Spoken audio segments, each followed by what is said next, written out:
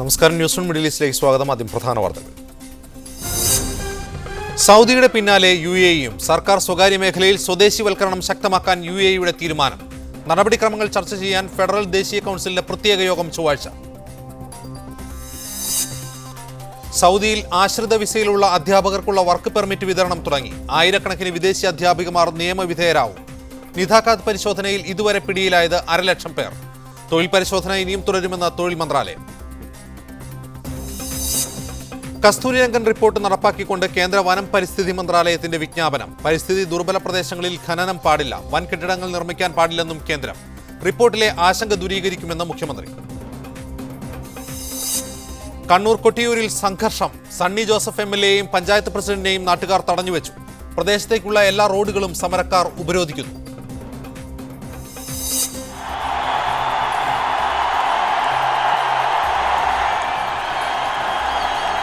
Looking to play back. That certainly played back and got the length and the width. England's Ian Bell. ആരാധക ലക്ഷങ്ങളെ ആവേശത്തിലാക്കി സച്ചിൻ ടെണ്ടുൽക്കർ. വാങ്കഡയിൽ വിടവാങ്ങൽ മത്സരത്തിൽ ഉജ്ജ്വല തുടക്കവുമായി Tendulkar. Indian spin ആക്രമണത്തിൽ Windies 182 റൺസിന് തകർന്നടിഞ്ഞു. വാങ്കഡയിൽ ഓജയുടെയും അശ്വിന്റെയും തേർവാഴ്ച. Kozhikode school sex racket കേസിൽ ഗൾഫിലേക്ക് രക്ഷപ്പെട്ട 3 പ്രതികൾ അറസ്റ്റിൽ.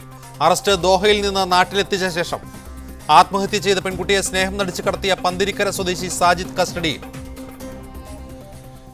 പശ്ചിമഘട്ട സംരക്ഷണത്തിന് കസ്തൂരിരംഗൻ കമ്മിറ്റി റിപ്പോർട്ട് നടപ്പാക്കാൻ കേന്ദ്ര വനം പരിസ്ഥിതി മന്ത്രാലയം വിജ്ഞാപനമിറക്കി. കേരളത്തിൽ ഉൾപ്പെടുന്ന പശ്ചിമഘട്ട പ്രദേശങ്ങളിൽ 123 പരിസ്ഥിതി ദുർബല പ്രദേശങ്ങളുണ്ട്.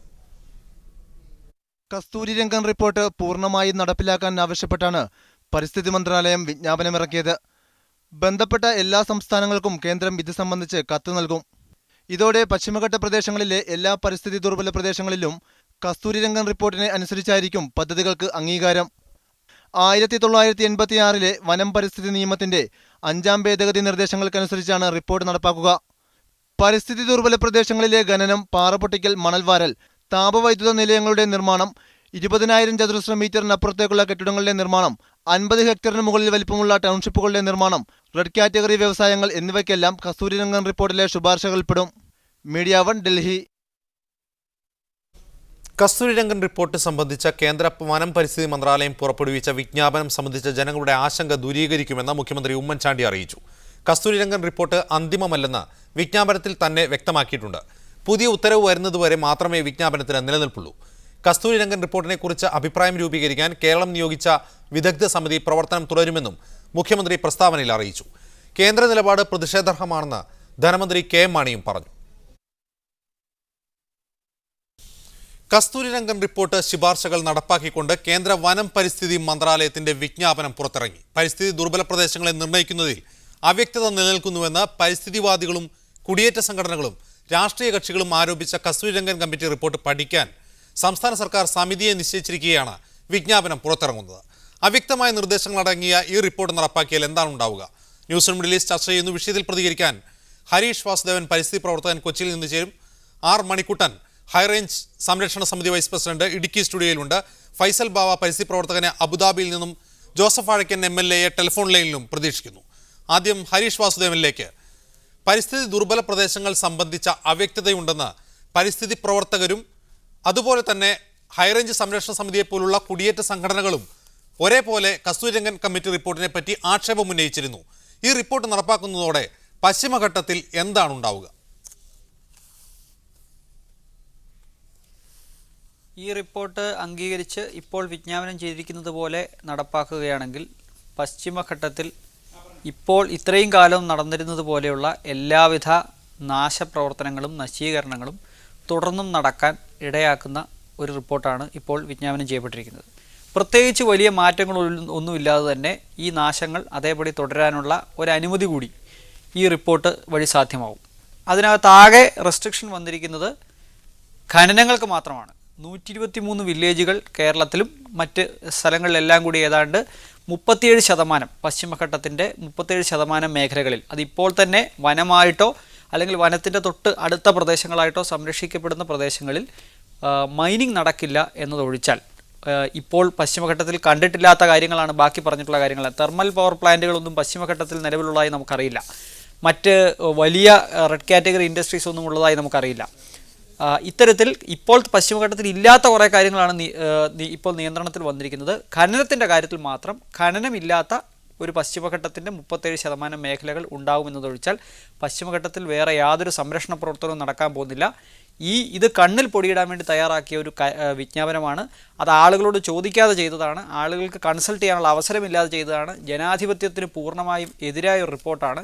ആ പ്രദേശത്തുള്ള ആളുകളെ അവരുടെ ഭാവി വികസന പ്രവർത്തനങ്ങളെ ഒന്നും ഒരു തരത്തിലും കൺസിഡർ ചെയ്യാതെ പരിഗണിക്കാതെ തയ്യാറാക്കിയ ഒരു വിജ്ഞാപനമാണ്. മണിക്കുട്ടൻ, താങ്കൾ എങ്ങനെ കാണുന്നു, താങ്കളുടെ സംഘടന ഹൈറേഞ്ച് വികസന സമിതി എങ്ങനെ കാണുന്നു ഈ റിപ്പോർട്ടിനെ? ഇത് കേന്ദ്ര സംസ്ഥാന സർക്കാരുകൾ ഇടുക്കി ജില്ലയിലെ ജനങ്ങളോട് കാണിച്ച വഞ്ചനയാണ്. കാരണം ഈ കസ്തൂരിരംഗൻ കമ്മിറ്റി റിപ്പോർട്ടിൽ വളരെ വ്യക്തമായുള്ള ചില നിർദ്ദേശങ്ങളുണ്ട്. കൃഷിഭൂമിയും തോട്ടങ്ങളും ജനവാസ കേന്ദ്രങ്ങളും ഒഴിവാക്കണം എന്നുള്ള കസ്തൂരിരംഗൻ കമ്മിറ്റി റിപ്പോർട്ടിലെ തന്നെ നിർദ്ദേശങ്ങൾ പൂർണ്ണമായും അവഗണിച്ചുകൊണ്ട് ഇടുക്കിയിലെ വലിയ ജനസാന്ദ്രതയുള്ള 48 വില്ലേജുകളാണ് പരിസ്ഥിതി ദുർബല പ്രദേശത്തിൽ ഉൾപ്പെടുത്തിയിരിക്കുന്നത്. ഇതിനെതിരായി ഇവിടുത്തെ ജനങ്ങളുടെ ഒരു പരാതി സ്വീകരിക്കുവാനോ അന്വേഷണം നടത്തുവാനോ തെളിവെടുപ്പ് നടത്തുവാനോ തയ്യാറാകാതെ ഏകപക്ഷീയമായി തിടുക്കത്തോടുകൂടി ഈ വിജ്ഞാപനം ഇറക്കിയത് വളരെ സംശയാസ്പദകരമാണ്.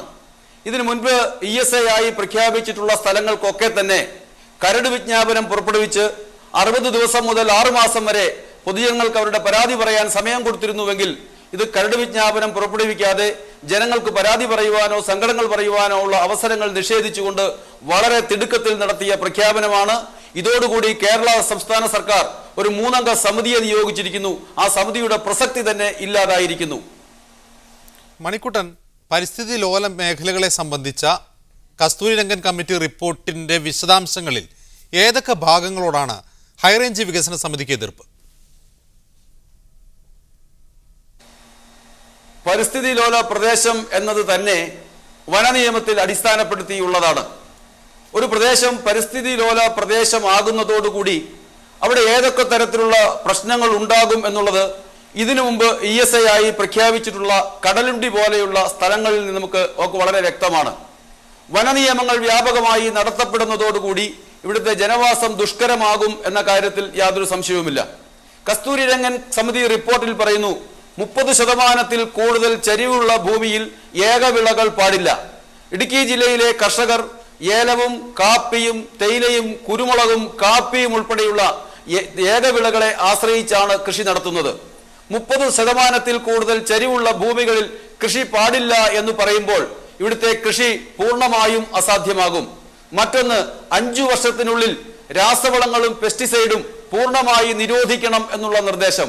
ഇടുക്കിയിലെ കർഷകർ മണിക്കുട്ടൻ, താങ്കൾ സംസാരിക്കുന്നത് കസ്തൂരിരംഗൻ റിപ്പോർട്ടിനെ കുറിച്ചാണോ അതോ ഗാഡ്ഗിൽ കമ്മിറ്റി റിപ്പോർട്ടിനെ കുറിച്ചാണോ? കസ്തൂരിരംഗൻ കമ്മിറ്റി റിപ്പോർട്ടിനെ പറ്റി. റൈറ്റ്, തിരികെ താങ്കളെ. ഹരീഷ് വാസുദേവൻ, ഇപ്പോൾ മണിക്കുട്ടൻ ആരോപിച്ച കാര്യങ്ങളുടെ വസ്തുത എന്താണ്? ഇന്ന് കേന്ദ്ര വനം പരിസ്ഥിതി മന്ത്രാലയത്തിൻ്റെ വെബ്സൈറ്റിൽ ഇട്ടിരിക്കുന്ന വിജ്ഞാപനം ഒരു പ്രാവശ്യം പോലും വായിച്ചു നോക്കാത്ത ആളുകളാണ് ഈ മലയോര മേഖലയെ പ്രതിനിധീകരിച്ച് സംസാരിക്കുന്നത് എന്ന് വരുന്നത് വളരെ കഷ്ടമാണ്. എന്ന് മാത്രമല്ല അവരുടെ നിലവാരം തെളിയിക്കുന്നത് കൂടിയാണ്. ഈ വിജ്ഞാപനത്തിൽ എവിടെയും കൃഷി എന്നൊരു വാക്കില്ല. ഭൂമിയുടെ ഉപയോഗം സംബന്ധിച്ച് യാതൊരു തരത്തിലുള്ള റെസ്ട്രിക്ഷനും പറഞ്ഞിട്ടില്ല. ആകെ പറഞ്ഞിട്ടുള്ള കാര്യങ്ങൾ മൈനിങ് പാടില്ല, അവിടെ 1.5 ലക്ഷത്തിലധികം വരുന്ന സ്ക്വയർ ഫീറ്റുള്ള കെട്ടിടങ്ങൾ പാടില്ല, പുതിയ നഗരാസൂത്രണം. വിജ്ഞാപനത്തിലെ കാര്യം അവിടെ കസ്തൂരിരംഗൻ കമ്മിറ്റി റിപ്പോർട്ടിൽ ഇത്തരത്തിൽ 30% കൂടുതൽ ചെരിവുള്ള മേഖലകളിൽ ഏകവിള കൃഷിയെ പാടില്ല തുടങ്ങിയ നിർദ്ദേശങ്ങളുണ്ടോ? കൃഷി സംബന്ധിച്ച എന്തൊക്കെ നിർദ്ദേശങ്ങളാണ് കസ്തൂരിരംഗൻ കമ്മിറ്റി റിപ്പോർട്ട് മുന്നോട്ട് വയ്ക്കുന്നത്? കസ്തൂരിരംഗൻ സമിതി റിപ്പോർട്ടിനകത്ത് കൃഷിയെ സംബന്ധിച്ച് ഗാഡ്ഗിൽ സമിതി നിർദ്ദേശിച്ചതുപോലുള്ള റെസ്ട്രിക്ഷൻസ് ഇല്ല എന്ന് മാത്രമല്ല അതിനെപ്പറ്റി കാര്യമായി പരാമർശങ്ങളുമില്ല. പറഞ്ഞിരിക്കുന്ന ഒരു കാര്യം പോസിറ്റീവായിട്ടുള്ള ചില സംഗതികൾ ചെയ്യണമെന്ന് പൊതുവിൽ പറഞ്ഞിട്ടുള്ളതല്ലാതെ ഈ പറയുന്ന പോലെ 5 വർഷമെന്നോ 8 വർഷമെന്നോ ഗാഡ്ഗിൽ കമ്മിറ്റി ശുപാർശ ചെയ്തതുപോലെ ഒരു കട്ട് ഓഫ് ഡേറ്റ് വെച്ചുള്ള ഒരു നിർദ്ദേശങ്ങളും കസ്തൂരിരംഗൻ സമിതി മുമ്പോട്ട് വെച്ചിട്ടില്ല. എന്ന് മാത്രമല്ല വിജ്ഞാപനം ഇറങ്ങിയതോടുകൂടി ബാക്കി എല്ലാത്തിൻ്റെയും പ്രസക്തി നഷ്ടപ്പെടുകയും ചെയ്തിരിക്കുന്നു. തിരികെ താങ്കളിലേക്ക് ഫൈസൽ ബാവ ചേരുന്നു ടെലിഫോൺ ലൈനിൽ. ഫൈസൽ ബാവ, ഇവിടെ ഗാഡ്ഗിൽ കമ്മിറ്റി റിപ്പോർട്ടിനെ പറ്റി പ്രചരിപ്പിച്ചതുപോലെ തന്നെ ഇപ്പോൾ കസ്തൂരിരംഗൻ കമ്മിറ്റി റിപ്പോർട്ടിനെ കുറിച്ചും അവ്യക്തതകളാണ് സമൂഹത്തിൽ പ്രചരിച്ചു കൊണ്ടിരിക്കുന്നത്. ഇത്തരത്തിൽ അവ്യക്തമായ ഒരു റിപ്പോർട്ടാണ് വിജ്ഞാപനമായി പുറത്തിറങ്ങുന്നത്. എങ്ങനെ കാണുന്നു താങ്കൾ ഈ വിജ്ഞാപനത്തെ? തീർച്ചയായിട്ടും കസ്തൂരിരംഗൻ റിപ്പോർട്ട് നടപ്പിലായാൽ പോലും ഇപ്പോൾ നിലവിൽ നടന്നുകൊണ്ടിരിക്കുന്ന ഈ പരിസ്ഥിതി നശീകരണത്തിന് ഇതൊന്നും നിർത്താനുള്ള സാധ്യതകളൊന്നും അതിൽ കഴിയുന്നില്ല. കാരണം ഇന്ന് വളരെ സമഗ്രമായ ഒരു പഠനത്തിന്റെ ഭാഗമായി വളരെ വിദഗ്ധരായ ആൾക്കാർ പശ്ചിമഘട്ട പഠനത്തോട് നടത്തിയിട്ടുള്ള മാധവ് ഗാഡ്ഗിൽ റിപ്പോർട്ടിന് ഇല്ലാതാക്കാൻ വേണ്ടിയിട്ട് ആണ് ഈ കസ്തൂരിരംഗൻ റിപ്പോർട്ട് വന്നിട്ടുള്ളത്. ഈ രണ്ട് റിപ്പോർട്ടിലെയും വിദഗ്ധരെ ശ്രദ്ധിച്ചാൽ മാത്രം മനസ്സിലാക്കിയാൽ മതി. അതായത് കസ്തൂരിരംഗൻ റിപ്പോർട്ടിൽ ഈ മേഖലയിൽ സമഗ്രമായി പഠനം നടത്തിയ ആൾക്കാർ വളരെ കൃത്യമായി ഓരോ പ്രദേശങ്ങൾ സന്ദർശിച്ച് വളരെ കൃത്യമായി നടത്തിയുള്ള ഫലമാണ് മാധവ് ഗാഡ്ഗിൽ റിപ്പോർട്ട്. അതിനെ ഇല്ലാതാക്കിക്കൊണ്ട് അതിനെ ജയന്തി നടരാജന്റെ താല്പര്യത്തിന് ഉതകുന്ന ഒരു റിപ്പോർട്ടാണ് കസ്തൂരിരംഗൻ. ഫൈസൽ ബാബ, ചെറിയ സാങ്കേതിക തകരാറുണ്ട്, തിരിച്ചെത്താൻ താങ്കളിലേക്ക്. മണിക്കുട്ടൻ, താങ്കൾ ഇപ്പോൾ സംസാരിച്ചുകൊണ്ടിരിക്കുന്നത് കൃഷിയെ സംബന്ധിച്ച കാര്യങ്ങൾ ചൂണ്ടിക്കാട്ടുന്നത് മുമ്പ് മാധവ് ഗാഡ്ഗിൽ കമ്മിറ്റി റിപ്പോർട്ടിനെ കുറിച്ചാണ്. ആ റിപ്പോർട്ടിലെ അപാകതകൾ പരിഹരിച്ച് ആ റിപ്പോർട്ടിനെ കുറിച്ചുള്ള ജനങ്ങൾക്കുള്ള ആക്ഷേപങ്ങൾ കൂടി കണക്കിലെടുത്ത് ഒരു പുതിയ റിപ്പോർട്ട് സമർപ്പിക്കാനാണ് കസ്തൂരിരംഗൻ കമ്മിറ്റിയെ കേന്ദ്ര സർക്കാർ നിയോഗിച്ചത്.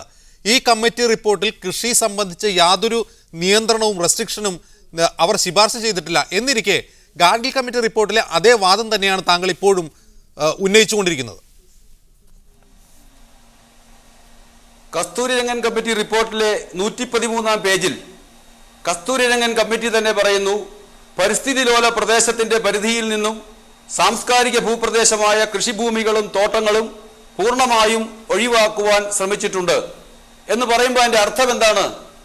തോട്ടങ്ങളും കൃഷിഭൂമികളും ഒഴിവാക്കുവാൻ ശ്രമിച്ചു എന്ന് പറയുമ്പോൾ ഇത് ESA ആയി പ്രഖ്യാപിച്ചാൽ അവിടെ ജനവാസവും കൃഷിയും തോട്ടങ്ങളും ഇല്ലാതെയാകും എന്നതിനേക്കാൾ കൂടെ വലിയ തെളിവെന്താണ് വേണ്ടത്? മണിക്കുട്ടൻ, അത് പരിസ്ഥിതി ലോല പ്രദേശങ്ങളിൽ നിന്ന് ഒഴിവാക്കുക എന്ന് പറഞ്ഞാൽ അത് സാംസ്കാരിക ഭൂപ്രദേശം, ജനവാസമുള്ള ഭൂപ്രദേശം എന്ന നിലയിൽ നിയന്ത്രണങ്ങളൊന്നും ശുപാർശ ചെയ്യുന്നില്ല കസ്തൂരിരംഗൻ കമ്മിറ്റി. ആ നിയന്ത്രണങ്ങൾ അടിച്ചേൽപ്പിക്കാത്തതിന്റെ കാരണം ആ പ്രദേശത്തിന്റെ സാമ്പത്തിക അടിത്തറ തകരും എന്നുള്ളത് കൊണ്ട് തന്നെയാണ്. പിന്നെ ഏത് വിഷയത്തിലാണ് താങ്കളുടെ സംഘടനയ്ക്ക് എതിർപ്പ്? അല്ല, ഹൈറേഞ്ച് സംരക്ഷണ സമിതിയെ സംബന്ധിച്ചിടത്തോളം കഴിഞ്ഞ 4-5 മാസങ്ങളായി ഇവിടെ ചർച്ച ചെയ്യപ്പെടുന്ന അതിന്റെ ശാസ്ത്രീയ സാങ്കേതിക വിഷയങ്ങൾക്കപ്പുറത്തേക്ക് ഇത് വളരെ തിടുക്കത്തിൽ അടിച്ചേൽപ്പിക്കുവാൻ വേണ്ടിയുള്ള ഒരു ശ്രമം, ഇതിനു പിന്നിൽ നടന്നിട്ടുള്ള ഒരു ഗൂഢാലോചന. ഗാഡ്ഗിൽ സമിതി റിപ്പോർട്ടിൽ പരാമർശിച്ചിരുന്ന ഈ 6 സംസ്ഥാനങ്ങളിലെ മറ്റ് 5 സംസ്ഥാനങ്ങളിലെയും ബഹുഭൂരിപക്ഷം പ്രദേശങ്ങളും കസ്തൂരിരംഗൻ കമ്മിറ്റി റിപ്പോർട്ടിൽ നിന്ന് ഒഴിവാക്കപ്പെട്ടപ്പോൾ എന്തുകൊണ്ടാണ് കേരളത്തിലെ ഇടുക്കി ജില്ല മാത്രം അതിൽ പെട്ടുപോയത്? കർണാടകത്തിലെ കൂർഗ്, ഇടുക്കി ജില്ലയിലെ ജനവാസത്തെക്കാൾ വളരെ ജനസാന്ദ്രത കുറഞ്ഞ ഒരു സ്ഥലമാണ് കൂർഗ്, ആ ജില്ല ഒഴിവായി. തമിഴ്നാട്ടിലെ ദിണ്ടിഗൽ ജില്ലയിലെ പല ഭാഗങ്ങളും ഒഴിവായി. നീലഗിരി ജില്ലയുടെ പല ഭാഗങ്ങളും ഒഴിവായി. കേരളത്തിലെ തന്നെ വയനാട് ജില്ലയിലെ പല ഭാഗങ്ങളും ഒഴിവായി. എന്തുകൊണ്ട് ഇടുക്കി ജില്ലയിൽ മാത്രം 48 ജില്ലകൾ ഇതിൽ വീണ്ടും വന്നു? ഈ 48 ജില്ലകളിൽ 200 മുതൽ 800 വരെ 1 സ്ക്വയർ കിലോമീറ്ററിൽ ജനങ്ങൾ അധിവസിക്കുന്ന സ്ഥലമാണ്. എന്തുകൊണ്ട് ഇടുക്കി ജില്ലയിലെ 48 വില്ലേജുകൾ ഇതിൽ ഉൾപ്പെടുത്തി? അതാണ് ഇതിന്റെ പിന്നിലെ ഗൂഢാലോചന ഞങ്ങൾ സംശയിക്കുന്നത്. തിരികെ താങ്കളിലേക്ക്. ഹരീഷ് വാസുദേവൻ, 40% പശ്ചിമഘട്ടത്തിന്റെ 40% ഈ പറഞ്ഞ നാച്ചുറൽ ലാൻഡ്സ്കേപ്പാണ്, അതുകൊണ്ട് അവിടെയാണ് നിയന്ത്രണം വേണ്ടത് എന്നാണ് കസ്തൂരിരംഗൻ വാദിക്കുന്നത്. പശ്ചിമഘട്ടത്തിന്റെ 40% എന്ന് പറയുന്നത് യഥാർത്ഥത്തിൽ നിലവിൽ തന്നെ സംരക്ഷിത വനമേഖലയായി പ്രഖ്യാപിച്ചിട്ടുള്ള, അത്തരത്തിൽ നോട്ടിഫൈ ചെയ്തിട്ടുള്ള വനഭൂമി തന്നെയല്ലേ? അവിടെ നിയന്ത്രണം നിലവിലെ വന നിയമങ്ങൾ പ്രകാരം നിലവിലുണ്ട്. പിന്നെ എന്ത് കൂടുതൽ നിയന്ത്രണമാണ് കസ്തൂരിരംഗൻ കമ്മിറ്റി റിപ്പോർട്ട് ശുപാർശ ചെയ്യുന്നത്? സത്യത്തിൽ ഈ കസ്തൂരിരംഗൻ കമ്മിറ്റി റിപ്പോർട്ട് യാതൊരു തരത്തിലും, ഞാൻ നേരത്തെ പറഞ്ഞതുപോലെ തന്നെ, പശ്ചിമഘട്ടത്തിൻ്റെ സംരക്ഷണത്തിന് ഉതകുന്നതല്ല എന്ന് പറയാനുള്ള ഏറ്റവും പ്രധാനപ്പെട്ട കാരണം അതിൻ്റെ സോണേഷനുമായി ബന്ധപ്പെട്ടതാണ്. അവർ ഈ പശ്ചിമഘട്ട മലനിരകളെ മൊത്തത്തിൽ കാണാതെ ചില പാച്ചുകളായി മാത്രം കണ്ട് സംരക്ഷിക്കാനാണ് അത് ശുപാർശ ചെയ്തിരിക്കുന്നത്. ഇക്കോളജിയുടെ ബേസിക് പ്രിൻസിപ്പിൾസ് പോലും അറിയാത്ത ആളുകളാണ് ആ റിപ്പോർട്ട് എഴുതിയിരിക്കുന്നതെന്ന് ആ റിപ്പോർട്ട് ഒരു പ്രാഥമികമായി വായിച്ചു നോക്കുന്ന ആളുകൾക്ക് മനസ്സിലാവും. ഇപ്പോൾ നിലവിൽ സംരക്ഷിക്കപ്പെട്ടിരിക്കുന്ന ടൈഗർ റിസർവുകൾ, അതുപോലെ വന്യജീവി സങ്കേതങ്ങൾ, അതുപോലെ റിസർവ് ഫോറസ്റ്റായി കേന്ദ്ര വനം നിയമത്തിൻ്റെ കീഴിൽ സംരക്ഷിക്കപ്പെടുന്ന മേഖലകൾ, അവിടെയൊന്നും ഇപ്പോൾ മൈനിങ് നടത്താൻ കഴിയില്ല.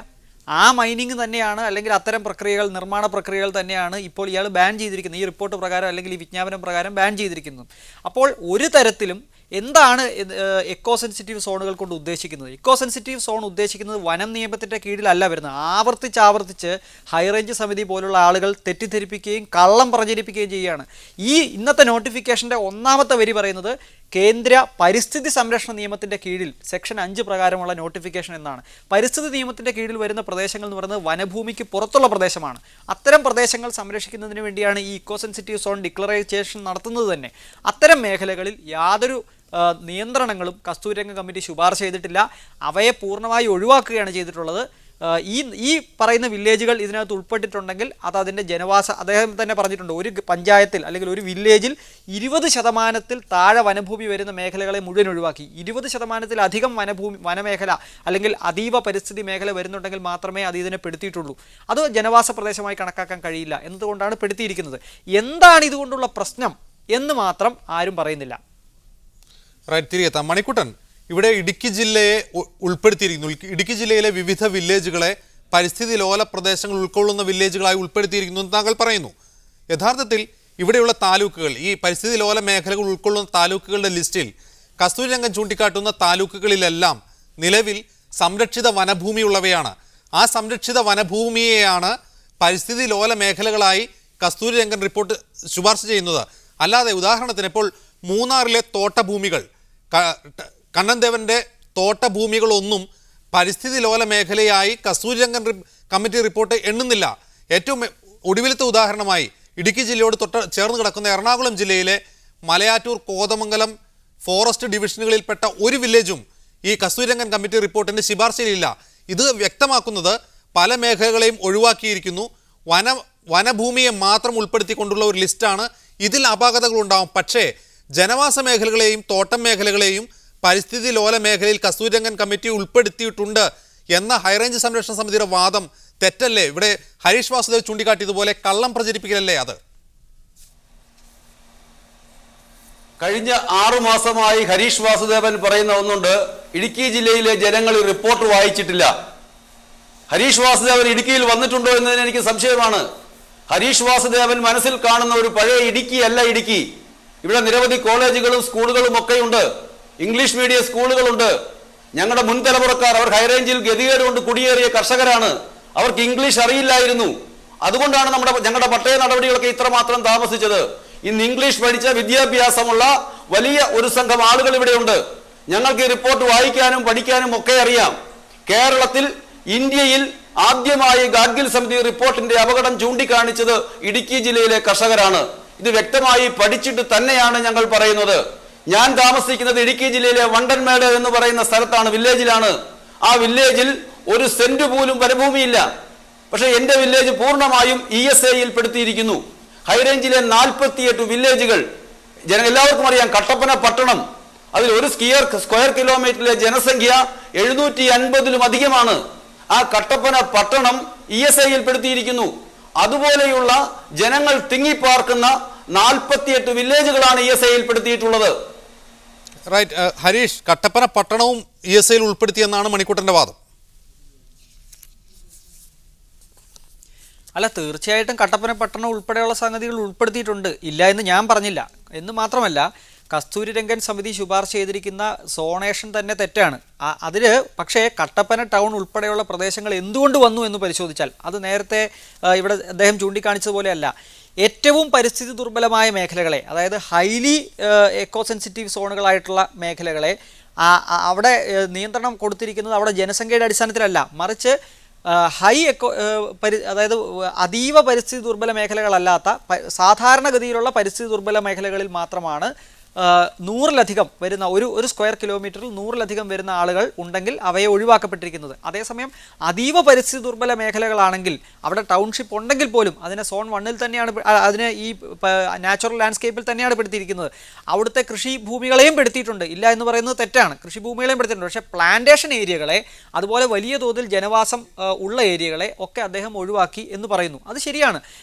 കട്ടപ്പനയെ സംബന്ധിച്ചിടത്തോളം, അല്ലെ അദ്ദേഹം പറയുന്ന വില്ലേജുകളെ സംബന്ധിച്ചിടത്തോളം അവിടെ ചെറിയ ടൗൺ ടൗൺഷിപ്പുകൾ മാറ്റി നിർത്തിയാൽ, അത് ചെറിയ ഫ്രാഗ്മെൻറ്റേഷൻസ് ആണ്, അത് മാറ്റി നിർത്തിയാൽ ആ വില്ലേജിൽ 20% വനഭൂമിയോ അല്ലെങ്കിൽ പ്രൊട്ടക്റ്റഡ് ഫോറസ്റ്റോ ഉള്ള സ്ഥലങ്ങളാണ്. അതുകൊണ്ടാണ് അതിനെ ഇതിനകത്ത് ഉൾപ്പെടുത്തിയത്. ഞാൻ പറയുന്നത് ഈ കസ്തൂരി രംഗൻ സമിതി റിപ്പോർട്ട് തള്ളിക്കളയുന്ന കാര്യത്തിൽ ഒരു പക്ഷേ പരിസ്ഥിതി പ്രവർത്തകരും ഹൈറേഞ്ച് സംരക്ഷണ സമിതിയും ഒറ്റക്കെട്ടായ നിലപാടാണ്. രണ്ട് വ്യത്യസ്തമായ കാരണങ്ങൾ കൊണ്ടാണെങ്കിൽ പോലും ഈ ജനാധിപത്യ വിരുദ്ധമായ ഈ പ്രക്രിയയിലൂടെ തയ്യാറാക്കിയിരിക്കുന്ന ഈ റിപ്പോർട്ട് പശ്ചിമഘട്ടത്തിന്റെ സംരക്ഷണത്തിന് ഉതകുന്നതല്ല എന്നതുകൊണ്ട് ഞങ്ങൾ അതിനെ എതിർക്കുന്നു.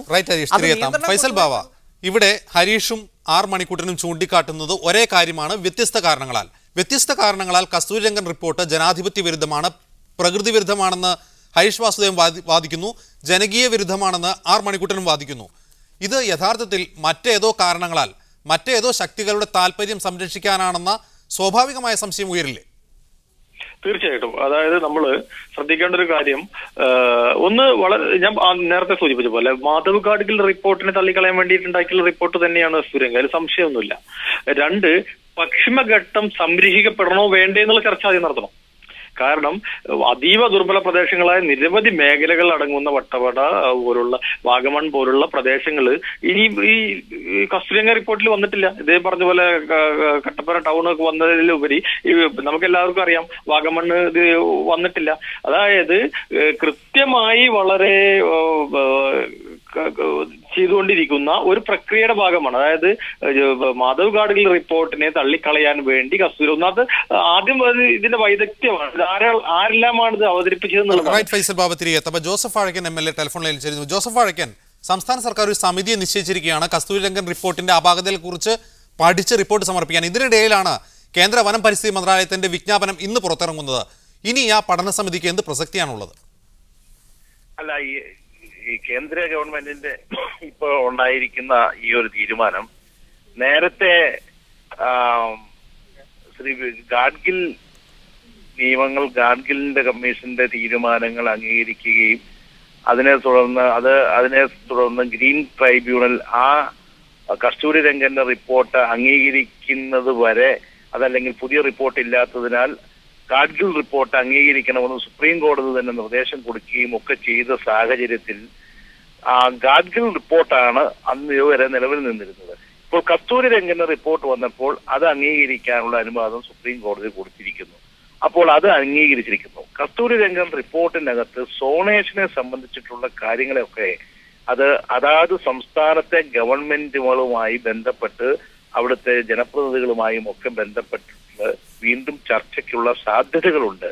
എനിക്ക് തോന്നുന്നു ഇപ്പോ കേന്ദ്ര ഗവൺമെന്റ് പൊതുവെ ഈ മറ്റേ ഗാഡ്ഗിൽ റിപ്പോർട്ട് തള്ളിക്കളഞ്ഞുകൊണ്ട് കസ്തൂരി രംഗന്റെ പുതിയ റിപ്പോർട്ട് അംഗീകരിക്കുകയും ഇനി അതിന്മേൽ ഇനി ബാക്കി ചർച്ചകൾ നടക്കാനുമുള്ള സാധ്യതകൾ എന്നാണ് ഞാൻ മനസ്സിലാക്കുന്നത്. പക്ഷെ കർഷകരുടെ ഭാഗത്തു നിന്ന് നോക്കുമ്പോൾ എനിക്ക് പറയാനുള്ളത്, കർഷകർക്ക് ഇതെല്ലാം ആശങ്ക ഉണ്ടാക്കുന്ന കാര്യങ്ങളാണ്. കാരണം കർഷകന്റെ ഇന്നത്തെ വിഷയമല്ല, വളരെ നേരത്തെ തന്നെ നമ്മുടെ സംസ്ഥാനത്ത് നിലനിൽക്കുന്ന പല നിയമങ്ങളും, വളരെ നിർദോഷമായി തുടങ്ങിയ പല നിയമങ്ങളും പിൽക്കാലത്ത് വലിയ അപകടകാരികളായി മാറുകയും കർഷകനെ പല സ്ഥലത്തും കൂച്ചുവിലങ്ങിട്ട് അവന് മുന്നോട്ട് ചലിക്കാൻ കഴിയാത്ത സാഹചര്യം ഉണ്ടാകുകയും ചെയ്തു. അതാണ് കാർഷിക മേഖലയിൽ ഉണ്ടാക്കിയിരിക്കുന്ന ആശങ്ക. കർഷകർ ആരും പരിസ്ഥിതിക്ക് എതിരാണ് എന്ന് ഞാൻ വിശ്വസിക്കുന്നില്ല. ഒരുപക്ഷെ പരിസ്ഥിതിയെ സംരക്ഷിക്കുന്നവര് മറ്റേത് ജനവിഭാഗത്തെക്കാൾ ഏറ്റവും നന്നായി സംരക്ഷിക്കുന്നത് കർഷകരാണ്. ഈ രാജ്യത്ത് ഭൂമാഫിയകൾ നടത്തുന്ന അഴിഞ്ഞാട്ടങ്ങളോ, അതല്ലെങ്കിൽ പാറമട മാഫിയകളോ, അതല്ലെങ്കിൽ മണൽ ഖനനങ്ങളോ, അതല്ലെങ്കിൽ ആ രീതിയിലുള്ള ആധുനിക ജീവിത സൗകര്യങ്ങൾ മെച്ചപ്പെടുത്താൻ വേണ്ടി നടത്തുന്ന ശ്രമങ്ങളോ, ഇതൊന്നും പാവപ്പെട്ട കർഷകനല്ല ചെയ്യുന്നത്. അപ്പൊ അത്തരം ആളുകൾ വളരെ സൗകര്യപൂർവ്വം മറ്റുള്ള സ്ഥലങ്ങളിലൊക്കെ ജീവിച്ച് എല്ലാ സൗഭാഗ്യങ്ങളും സൗകര്യങ്ങളും അനുഭവിച്ചിട്ട് ഇവിടെ കഴിയുന്ന കർഷകന്റെ മേൽ കടന്നുകയറ്റം നടത്തി അവന്റെ ജീവിതത്തെ ദുസ്സഹമാക്കുന്ന കർഷകർ പരിസ്ഥിതിക്ക് വിരുദ്ധമായി ഒന്നും ചെയ്യുന്നില്ല എന്ന വാദം അംഗീകരിച്ചുകൊണ്ട് ചോദിക്കട്ടെ, ആരാണ് യഥാർത്ഥത്തിൽ കർഷകൻ? താങ്കൾ സൂചിപ്പിച്ച പാവപ്പെട്ട കർഷകർ 1-2 ഏക്കറിൽ അല്ലെങ്കിൽ 5 ഏക്കർ വരെ കൃഷി ചെയ്തുകൊണ്ട് ഇടുക്കി ജില്ലയിലും വയനാട് ജില്ലയിലും ജീവിച്ചു പോരുന്ന കർഷകർ, ആ കർഷകരെക്കാൾ അധികം ഇത്തരം റിപ്പോർട്ടുകൾ കൊണ്ട് ഗുണഫലം അനുഭവിക്കുന്ന വേറെ ചില കർഷക കമ്പനികളുണ്ട്. താങ്കൾക്കറിയാം, മൂന്നാറിലെ കണ്ണൻ ദേവൻ കമ്പനിക്ക് കസ്തൂരി രംഗൻ കമ്മിറ്റി റിപ്പോർട്ട് കൊണ്ട് എന്ത് ദോഷമാണ് ഉണ്ടാവുന്നത്? അല്ല, കണ്ണൻ ദേവൻ കമ്പനി, ഒരു കാര്യം ഞാൻ സത്യമായിട്ടും പറയാം, കണ്ണൻദേവൻ കമ്പനി അവിടെ പ്രകൃതിക്ക് ദോഷമായിട്ട് വലിയ കയ്യേറ്റങ്ങളോ കുഴപ്പങ്ങളോ ചെയ്യുന്നവരല്ല. ഒരു പരിധിവരെ കണ്ണൻദേവൻ കമ്പനിയും അതിന്റെ ടീ പ്ലാന്റേഷനും അവിടെ ഉള്ളത് കൊണ്ടാണ് ഇന്നും മൂന്നാറിന്റെ സൗന്ദര്യം അതേപടി നിലനിൽക്കുന്നത് എന്ന് വിശ്വസിക്കുന്ന ഒരാളാണ് ഞാൻ. അതല്ലായിരുന്നുവെങ്കിൽ അവിടെ ഒക്കെ ഇപ്പോ വലിയ റിസോർട്ടുകളും വലിയ കോൺക്രീറ്റ് കൂനകളും കൊണ്ട് ഇപ്പൊ നിറയുമായിരുന്നു. അപ്പൊ അവരൊക്കെ അങ്ങനെയുള്ള തോട്ടങ്ങളൊക്കെ വലിയ ദോഷം ചെയ്തു, പ്രകൃതിക്ക് ദോഷം ചെയ്തു എന്നുള്ള വിശ്വാസം എനിക്കുള്ള ആളല്ലേ. ദയവായി ടെലിഫോൺ ലൈനിൽ തുടരുക. ഹരീഷ് വാസുദേവന് അതിന് മറുപടി ഉണ്ടാവും. ഹരീഷ്, അല്ല, ടാറ്റ, കണ്ണൻദേവൻ പോലുള്ള കമ്പനികൾ അവിടെ പ്ലാന്റേഷൻ നടത്തിയത് കൊണ്ട് നിർമ്മാണ പ്രവർത്തനങ്ങൾ അങ്ങോട്ട് വന്നില്ല എന്ന വാദത്തിൽ ഞാൻ ശ്രീ ജോസഫ് വാഴക്കനോട് യോജിക്കുന്നു. പക്ഷേ പരിസ്ഥിതിക്ക് ദോഷമൊന്നും ചെയ്തില്ല എന്നത് അദ്ദേഹത്തിൻ്റെ പാരിസ്ഥിതികമായ അജ്ഞാനം മാത്രം വെളിവാക്കുന്ന ഒരു സംഗതിയാണെന്ന് വിനയപൂർവ്വം പറയട്ടെ. കാരണം ഏകവിള പ്ലാന്റേഷൻസ് ആണ് പശ്ചിമഘട്ടത്തെ തകർത്തിട്ടുള്ളതെന്നും അത് എങ്ങനെയൊക്കെയാണ് തകർത്തതെന്നും ഇക്കോളജി ബേസ് ചെയ്ത് പ്രാഥമികമായി വായിക്കുന്ന ആളുകൾക്കറിയാം എന്തുമാത്രം പ്രശ്നമാണ് ഇത് ഉണ്ടാക്കിയിട്ടുള്ളത്. ഏറ്റവും ചുരുങ്ങിയൊരു കാര്യം പറയാം. കണ്ണൻദേവൻ കഴിഞ്ഞ 10-20 വർഷക്കാലമായി അവിടെ ഉപയോഗിച്ച ഈ തേയിലയിൽ ഉപയോഗിച്ച കീടനാശിനി കൊണ്ട് മാത്രം രോഗികളായിട്ടുള്ള ഇടുക്കിക്കാരുടെ എണ്ണം ഒന്ന് പരിശോധിക്കുകയാണെങ്കിൽ ഇത് എത്രത്തോളം പ്രശ്നം പരിസ്ഥിതിക്കുണ്ടാക്കി. പരിസ്ഥിതിക്കല്ല പ്രശ്നം ഉണ്ടാകുന്നത്, അവിടെ ജീവിക്കുന്ന മനുഷ്യർക്കാണ് പ്രശ്നം ഉണ്ടാകുന്നത്, ജീവികൾക്കാണ് പ്രശ്നം ഉണ്ടാകുന്നത്. അതുകൊണ്ട് പ്ലാന്റേഷൻ എന്തൊക്കെ പ്രശ്നങ്ങൾ ഉണ്ടാക്കി എന്നുള്ളത് വിശദമായി വേറെ ചർച്ച ചെയ്യേണ്ട ഒരു വിഷയമാണ്. ജോസഫ് വാഴക്കൻ, ഹരീഷ് സൂചിപ്പിച്ച കാര്യങ്ങൾ ഉൾപ്പെടെ ഇപ്പോൾ മൂന്നാറിൽ നിലവിലുള്ള റിസോർട്ടുകൾ, കോൺക്രീറ്റ് കെട്ടിടങ്ങൾ ഇവയൊക്കെ നിർമ്മിക്കാൻ ആവശ്യമായ ഭൂമി നൽകിയതും ഇതുപോലെ കണ്ണൻദേവന്റെ പോലുള്ള കമ്പനി, കണ്ണൻദേവൻ തന്നെയാണ്. കണ്ണൻദേവൻ അല്ലാതെ മൂന്നാറിൽ KDH വില്ലേജിൽ വേറെ ആർക്കും ഭൂമിയില്ല. അവർ തന്നെ നൽകിയതോ പിന്നീട് വിറ്റ് തുലച്ചതോ അവർ കോടതിയിൽ തന്നെ സമ്മതിച്ചതുപോലെ ആ ഭൂമിയിലാണ് ഈ കോൺക്രീറ്റ് കാടുകൾ മൂന്നാറിൽ വന്നിട്ടുള്ളത്. അതവിടെ നിൽക്കട്ടെ. ഇത്തരത്തിലുള്ള വൻകിട തോട്ടം ഉടമകൾക്കെതിരായ അല്ലെങ്കിൽ അവർക്ക് നിയന്ത്രണം വരുന്ന എന്ത് നിർദ്ദേശങ്ങളാണ് കസ്തൂരി രംഗൻ കമ്മിറ്റി റിപ്പോർട്ടിലുള്ളത്? ഞാനൊരു കാര്യം പറയാം. പരിസ്ഥിതിയാണ് ഉദ്ദേശിക്കുന്നത്, പരിസ്ഥിതി സംരക്ഷണമാണോ അതല്ലെങ്കിൽ കർഷകർക്ക് കൂച്ചുവിലം ഇടുകയാണോ, പ്ലാന്റേഷനുകൾ ഇല്ലായ്മ ചെയ്യുകയാണോ, എന്താണ് നമ്മുടെ അജണ്ട എന്നുള്ളതാണ് ഏറ്റവും പ്രധാനപ്പെട്ട കാര്യം. ഇതിനകത്ത് ബന്ധപ്പെടുന്ന ഓരോരുത്തർക്കും ഓരോ അജണ്ടകളാണ്. രാഷ്ട്രീയ പ്രസ്ഥാനങ്ങൾക്ക് അവരുടെ അജണ്ടയുണ്ട്.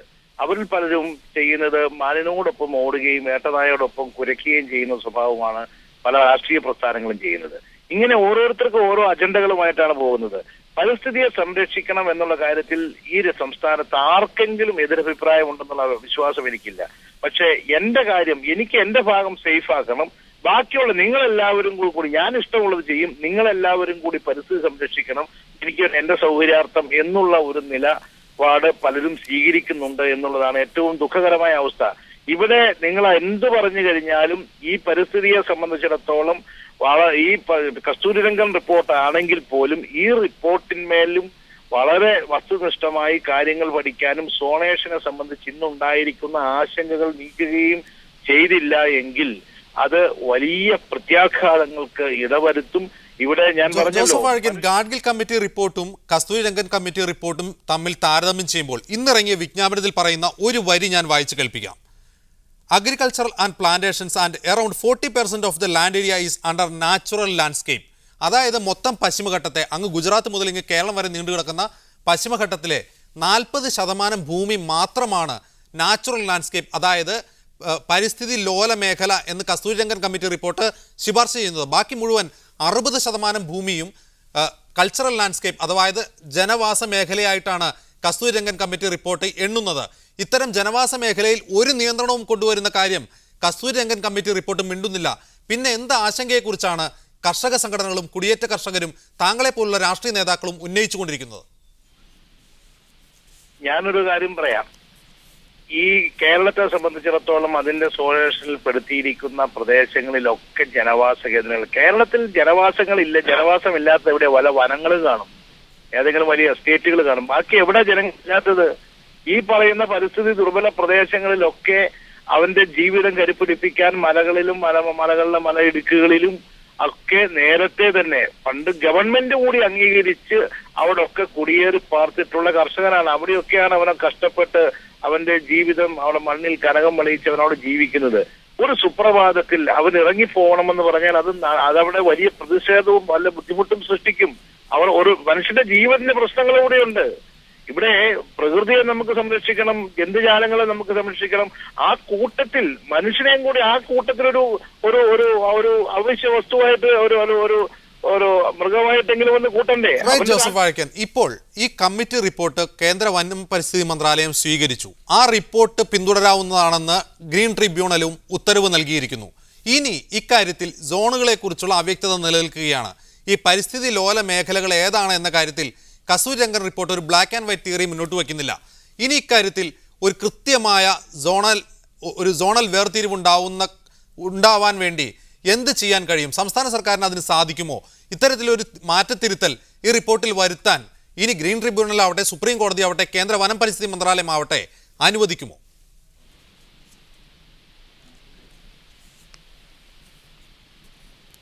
ജോസഫ് വാഴക്കൻ, താങ്കൾ കേൾക്കാമെങ്കിൽ. സോണേഷന്റെ കാര്യത്തിൽ കസ്തൂരി രംഗന്റെ റിപ്പോർട്ടിനകത്ത് തന്നെ അതിനുള്ളിൽ തന്നെ ചില നിർദ്ദേശങ്ങളുണ്ട്. അതിനെ സംബന്ധിച്ച് ഏത് രീതിയിൽ വേണം അത് തീരുമാനിക്കണം എന്നുള്ളതിനെ സംബന്ധിച്ച് ആ ഒരു സാധ്യതകൾ, അതിനകത്തുള്ള ആ സാധ്യതകൾ ഉപയോഗിച്ചുകൊണ്ട് സംസ്ഥാന ഗവൺമെന്റിന് അക്കാര്യത്തിൽ തടയിടാൻ കഴിയും. കർഷകന് അല്ലെങ്കിൽ കർഷക താല്പര്യങ്ങൾ ഖനിക്കപ്പെടുന്ന അല്ലെങ്കിൽ അവൻ ജീവിക്കുന്ന മേഖലകളെ ഇതിനകത്ത് പെട്ടിട്ടുണ്ടെങ്കിൽ അവയെ ഒഴിവാക്കുന്ന കാര്യത്തിൽ സംസ്ഥാന ഗവൺമെന്റിന് അതിന്റെ ഇപ്പോൾ വെച്ചിരിക്കുന്ന കമ്മിറ്റിക്ക് അക്കാര്യത്തിൽ ഗുണപരമായി തന്നെ കർഷക അനുകൂലമായി തന്നെ കാര്യങ്ങൾ നേടിയെടുക്കാൻ കഴിയും എന്നാണ് എന്റെ വിശ്വാസം. വളരെയധികം നന്ദി ജോസഫ് വാഴക്കൻ പ്രതികരിച്ചതിന്. ഹരീഷ് വാസുദേവനിലേക്ക് അവസാനമായി. ഹരീഷ് വാസുദേവൻ, ഇപ്പോൾ ജോസഫ് വാഴക്കൻ ചൂണ്ടിക്കാട്ടിയതുപോലെ ഒരു സോൺ വേർതിരിവിന് ഇനി സാധ്യതയുണ്ടോ? അത്തരത്തിൽ ഒരു സോൺ വേർതിരിവിന് വേണ്ട ശുപാർശകൾ സംസ്ഥാന സർക്കാർ നൽകിയാൽ അതിന് കേന്ദ്ര വനം പരിസ്ഥിതി മന്ത്രാലയമോ ഗ്രീൻ ട്രൈബ്യൂണലോ സുപ്രീം കോടതി അനുമതി നൽകുമെന്ന് താങ്കൾ കരുതുന്നുണ്ടോ? ഇല്ല, ഇന്നത്തെ ഈ പബ്ലിഷ് ചെയ്തിരിക്കുന്ന ഈ വിജ്ഞാപനം നടത്തിയിരിക്കുന്ന വിജ്ഞാപന പ്രകാരം അത്തരത്തിൽ യാതൊരു ചർച്ചകൾക്കും സ്കോപ്പില്ല.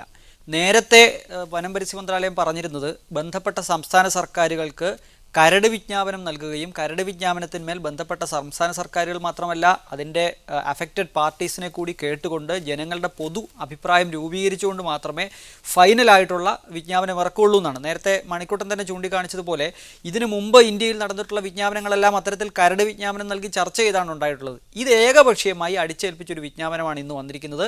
ഇതോടുകൂടി കേരളത്തിൽ രൂപീകരിച്ചിരിക്കുന്ന 3-അംഗ സമിതിയുടെ പ്രസക്തി നഷ്ടപ്പെട്ടിരിക്കുകയാണ്. അവരിനി എന്ത് റിപ്പോർട്ട് കൊടുത്താലും കേന്ദ്ര വനം പരിസ്ഥിതി മന്ത്രാലയം അത് അംഗീകരിക്കും തോന്നുന്നില്ല.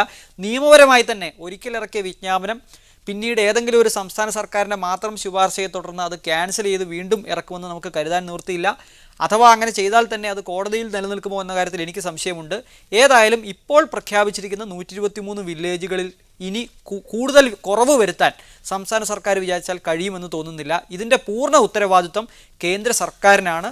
ആ കേന്ദ്ര സർക്കാർ ഇതിന് മറുപടി പറഞ്ഞേ പറ്റുള്ളൂ. വളരെയധികം നന്ദി ഹരീഷ് വാസുദേവൻ, ആർ മണിക്കുട്ടൻ, ഫൈസൽ ബാവ, അതുപോലെ ജോസഫ് വാഴക്കൻ MLA ചർച്ചയിൽ പങ്കെടുത്തതിന്. ഗാഡ്ഗിൽ കമ്മിറ്റി റിപ്പോർട്ട് കർഷക വിരുദ്ധമാണെന്ന ആക്ഷേപത്തെ തുടർന്ന് നിയോഗിക്കപ്പെട്ട കസ്തൂരി രംഗൻ കമ്മിറ്റി റിപ്പോർട്ടിനെതിരെ ഇപ്പോൾ പരിസ്ഥിതിവാദികളും കർഷക സംഘടനകളും രംഗത്ത് വന്നിരിക്കുന്നു. ഇനി അതിലൊരു മാറ്റത്തിരുത്തൽ ഉണ്ടാവാനുള്ള സാധ്യതയുമില്ല. കൂടുതൽ ചർച്ചകൾക്കും വിവാദങ്ങൾക്കും ഈ വിജ്ഞാപനം ഇടം വച്ചേക്കും. വളരെയധികം നന്ദി അതിഥികൾക്ക്. ന്യൂസ് ഓൺ മിഡിൽ ഈസ്റ്റിൽ ഒരു ഇടവേള കൂടി.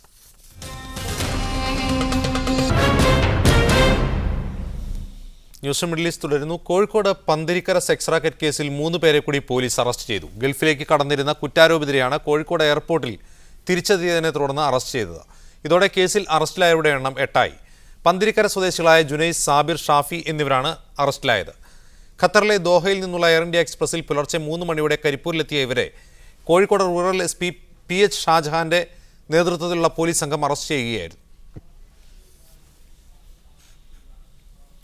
കേസിലെ പ്രതികളെ സംരക്ഷിക്കുന്നതുമായി ബന്ധപ്പെട്ട് വാർത്ത നൽകിയ മാധ്യമപ്രവർത്തകർക്ക് നാടുകടത്തൽ ഭീഷണി. ഖത്തറിലെ പ്രമുഖ വ്യവസായിയും റെന്റേക്കാർ ഇടപാട് നടത്തുന്ന മലയാളിയുമാണ് മാധ്യമപ്രവർത്തകനെ ഫോണിൽ വിളിച്ച് ഭീഷണിപ്പെടുത്തിയത്.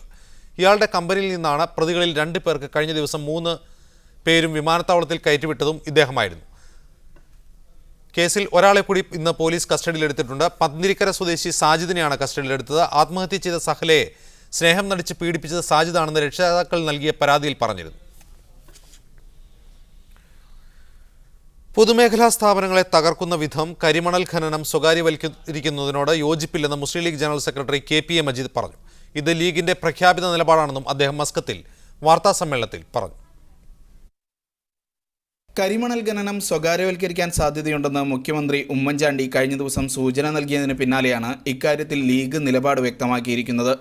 പൊതുമേഖലാ സ്ഥാപനങ്ങളെ ദുർബലപ്പെടുത്തിക്കൊണ്ട് സ്വകാര്യ വ്യക്തികൾക്കോ സ്വകാര്യ കമ്പനികൾക്കോ കരിമണൽ ഖനനത്തിന് അവസരം കൊടുക്കുന്നത് ശരിയല്ലെന്ന നിലപാട് മുസ്ലിം ലീഗ് പാർട്ടി പറഞ്ഞിട്ടുണ്ട്. അതേസമയത്ത് അവിടെ പൊതുമേഖലാ സ്ഥാപനം എടുത്താൽ പോലും സ്വകാര്യ മേഖലകളുടെ പങ്ക് ഇപ്പോൾ നിലനിൽക്കുന്നുണ്ട്. അതുകൊണ്ട് പിന്നെ പൊതുമേഖലാ സ്ഥാപനങ്ങളെ തളർത്തിക്കൊണ്ടുള്ള ഒരു സമീപനം പാടില്ല എന്നുള്ളതാണ് പാർട്ടിയുടെ നിലപാട്. ലീഗ് മുഖപത്രത്തിന്റെ പ്രചാരണവുമായി ബന്ധപ്പെട്ടാണ് KPA മജീദ് ഒമാനിലെത്തിയത്. മുസ്ലിങ്ങളോടുള്ള നയസമീപനത്തിൽ മാറ്റം വരുത്താതെ CPMന് സമുദായത്തിന്റെ പിന്തുണ ആകർഷിക്കാൻ കഴിയില്ലെന്ന് അദ്ദേഹം പറഞ്ഞു. CPMന് വോട്ട് നൽകിയിരുന്ന ജമാഅത്തെ ഇസ്ലാമി രാഷ്ട്രീയ പാർട്ടി രൂപവൽക്കരിച്ചതോടെയാണ് പിണറായി വിജയൻ ജമാഅത്തിനെതിരെ തിരിയാൻ കാരണം. ലാവ്ലിംഗ് കേസിൽ പിണറായിക്ക് അനുകൂലമായ കോടതി വിധി CPMനകത്ത് മാറ്റമുണ്ടാക്കും എന്നല്ലാതെ കേരള രാഷ്ട്രീയത്തിൽ മാറ്റമൊന്നും ഉണ്ടാക്കില്ലെന്നും അദ്ദേഹം പറഞ്ഞു. ഗണേഷ് കുമാർ മന്ത്രിസഭയിലേക്ക് തിരിച്ചു വരുന്നത് എവിടെയും ചർച്ച ചെയ്തിട്ടില്ലെന്നും KPA മജീദ് വ്യക്തമാക്കി. മസ്കത്ത് KMCC ഭാരവാഹികളായ CKV യൂസഫ്, PAV അബൂബക്കർ എന്നിവർ വാർത്താസമ്മേളനത്തിൽ പങ്കെടുത്തു. Media 1 Muscat. നിതാഖാത്ത് പരിശോധനയിൽ ഇതുവരെ 1,00,000 പേർ പിടിയിലായി. 22,649 പേരെ നാടുകടത്തി. തൊഴിൽ പരിശോധന ഇനിയും തുടരുമെന്ന് മന്ത്രാലയം അറിയിച്ചു. സൗദിയിലെ വിവിധ മേഖലയിലെ ജയിലുകൾ വഴിയാണ് 47,981 പേരും രാജ്യം വിടാനുള്ള രേഖകൾ ശരിപ്പെടുത്തിയതെന്ന് സൗദി ജയിൽ അതോറിറ്റി വ്യക്തമാക്കി. പരിശോധനയിൽ പിടിക്കപ്പെട്ടവർക്ക് രാജ്യം വിടുന്നതുവരെ ആവശ്യമായ ഭക്ഷണം, താമസം തുടങ്ങിയ അടിസ്ഥാന സൗകര്യങ്ങൾ സൗദി ജയിൽ അതോറിറ്റിയാണ് നൽകുന്നത്. മാന്യമായ പെരുമാറ്റമാണ് പിടിക്കപ്പെടുന്ന വിദേശികൾക്ക് രാജ്യത്ത് ലഭിക്കുന്നത്. പിടിക്കപ്പെട്ട് 48 മണിക്കൂറിനകം വിദേശികളെ തങ്ങളുടെ രാജ്യത്തേക്ക് കയറ്റി അയക്കാനാണ് സൗദി അധികൃതർ പദ്ധതിയിട്ടിരിക്കുന്നതെന്ന് സൗദി ജയിൽ മേധാവി ഇബ്രാഹിം അൽ ഹംസി പറഞ്ഞു. സ്വന്തമായി ടിക്കറ്റ് സംഘടിപ്പിക്കാത്തവരുടെ യാത്രാ ചെലവ് രാഷ്ട്രം വഹിക്കും. നിയമവിരുദ്ധമായി കഴിഞ്ഞവർ പിടിക്കപ്പെട്ടാൽ വിരലടയാളം എടുത്ത ശേഷമാണ് സ്വദേശത്തേക്ക് കയറ്റി അയക്കുന്നത്. പിന്നീട് ഇവർക്ക് സൗദിയിലേക്ക് പ്രവേശിക്കാനാവില്ല. സ്ഥാപനങ്ങൾ കേന്ദ്രീകരിച്ച് തൊഴിൽ മന്ത്രാലയം നടത്തുന്ന പരിശോധന രാജ്യത്തെ 13 മേഖലയിലും അടുത്ത ദിവസങ്ങളിലും തുടരുമെന്ന് അധികൃതർ വ്യക്തമാക്കി. വൻനഗരങ്ങളിലെ പല സ്ഥാപനങ്ങളിലും ആദ്യഘട്ട പരിശോധനയ്ക്ക് മന്ത്രാലയ പ്രതിനിധികൾ സന്ദർശിച്ചിരുന്നു.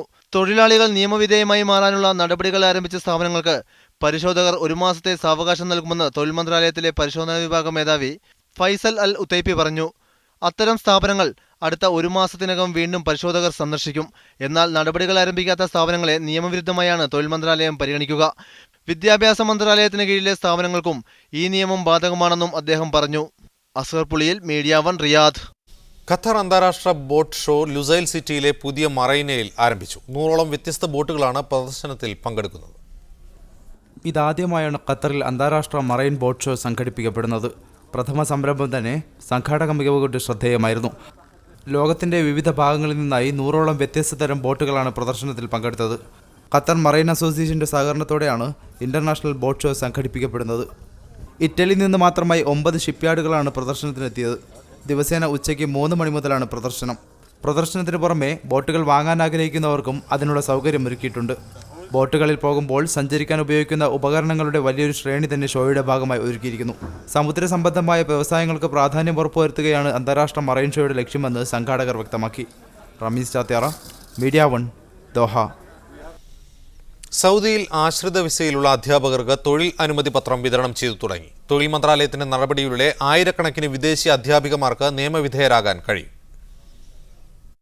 സൗദി വിദ്യാഭ്യാസ മന്ത്രാലയത്തിന് കീഴിലെ വിദേശ വിദ്യാഭ്യാസ വകുപ്പ് നടത്തുന്ന പ്രത്യേക അഭിമുഖം പൂർത്തീകരിച്ചവർക്കാണ് അധ്യാപനത്തിനുള്ള അനുമതിപത്രം വിതരണം ചെയ്യുന്നത്. സൗജന്യമായാണ് മന്ത്രാലയം അധ്യാപികമാർക്കുള്ള അനുമതിപത്രം നൽകുന്നത്. വിദ്യാഭ്യാസ വകുപ്പ് നൽകുന്ന അനുമതിപത്രത്തിലെ വിവരങ്ങൾക്കൊപ്പം ഭർത്താവിന്റെ താമസരേഖാ വിവരങ്ങളും സ്പോൺസർഷിപ്പ് വിവരങ്ങളും തൊഴിൽ മന്ത്രാലയത്തിൽ രജിസ്റ്റർ ചെയ്യണം. എങ്കിൽ മാത്രമേ നടപടികൾ പൂർത്തിയാവുകയുള്ളൂ. അതേസമയം സ്വദേശിവൽക്കരണം നിർബന്ധമാക്കിയിട്ടുള്ള അറബി ഭാഷ, ഇസ്ലാമിക പഠനം തുടങ്ങിയ വിഷയങ്ങളിൽ വിദേശികൾക്ക് അനുമതിപത്രം ലഭിക്കില്ല. ഏതാനും ദിവസങ്ങളിലായി മാത്രം ആരംഭിച്ച നടപടികളിലൂടെ ഇപ്പോൾ ചെറിയ ഒരു വിഭാഗത്തിന് മാത്രമാണ് അനുമതി ലഭിച്ചിരിക്കുന്നത്. ഇന്ത്യൻ സ്കൂളുകൾ ഉൾപ്പെടെ സൗദിയിലെ നിരവധി സ്കൂളുകളിൽ ഇതിനായുള്ള അഭിമുഖങ്ങൾ പുരോഗമിച്ചുകൊണ്ടിരിക്കുകയാണ്. ഇത് പൂർത്തിയാകുന്നതോടെ അവശേഷിക്കുന്നവർക്ക് കൂടി നിയമവിധേയമാകാൻ കഴിയും. പരിശോധനാ ഭീതിയിൽ കഴിഞ്ഞിരുന്ന വലിയ വിഭാഗം അധ്യാപകർ രേഖകൾ ലഭിക്കുന്നതോടെ വരും ദിവസങ്ങളിൽ ജോലിക്ക് ഹാജരായി തുടങ്ങുമെന്നാണ് പ്രതീക്ഷ. KCM Abdullah, media 1 Riyadh. Gulf Madhyamam Vicharavedi Ajman ചാപ്റ്ററിന്റെ ഉദ്ഘാടനം നാളെ നടക്കും. അൽ അഹ്ലാം സ്കൂളിൽ നാളെ വൈകുന്നേരം 6 നടക്കുന്ന ചടങ്ങിൽ his excellency Sheikh Rashid ibn Hamdan Al Nuaimi ഉദ്ഘാടനം ചെയ്യും. മുൻ MLA PT കുഞ്ഞു മുഹമ്മദ് മുഖ്യാതിഥിയായിരിക്കും. Gulf Madhyamam chief editor Hamza Abbas അധ്യക്ഷത വഹിക്കും. ഇസ്മായിൽ റാവുത്തർ, അബൂബക്കർ, പ്രമീള ഗോവിന്ദ് എന്നിവർ പങ്കെടുക്കും. കോലാട്ടം, ചിത്രീകരണം, സംഘനൃത്തം തുടങ്ങിയ കലാപരിപാടികൾ നടക്കും. തുടർന്ന് മീഡിയ 1 14-ാം രാവെ വിജയ് ബാദുഷ നയിക്കുന്ന ഗാനമേളയും ഉണ്ടാകും. സർക്കാർ സ്വകാര്യ മേഖലയിൽ സ്വദേശിവൽക്കരണം ശക്തിപ്പെടുത്താൻ UAEയുടെ തീരുമാനം. ഇതുമായി ബന്ധപ്പെട്ട നടപടിക്രമങ്ങൾ ചർച്ച ചെയ്യാൻ ഫെഡറൽ ദേശീയ കൗൺസിൽ പ്രത്യേക സമ്മേളനം വിളിച്ചു ചേർക്കും. അടുത്ത ചൊവ്വാഴ്ചയാണ് യോഗം ചേരുക. സ്വകാര്യ മേഖലയിൽ വിദേശികൾക്ക് കൂടുതൽ പ്രാമുഖ്യം നൽകണമെന്ന ആവശ്യം നേരത്തെ ഉയർന്നിരുന്നു.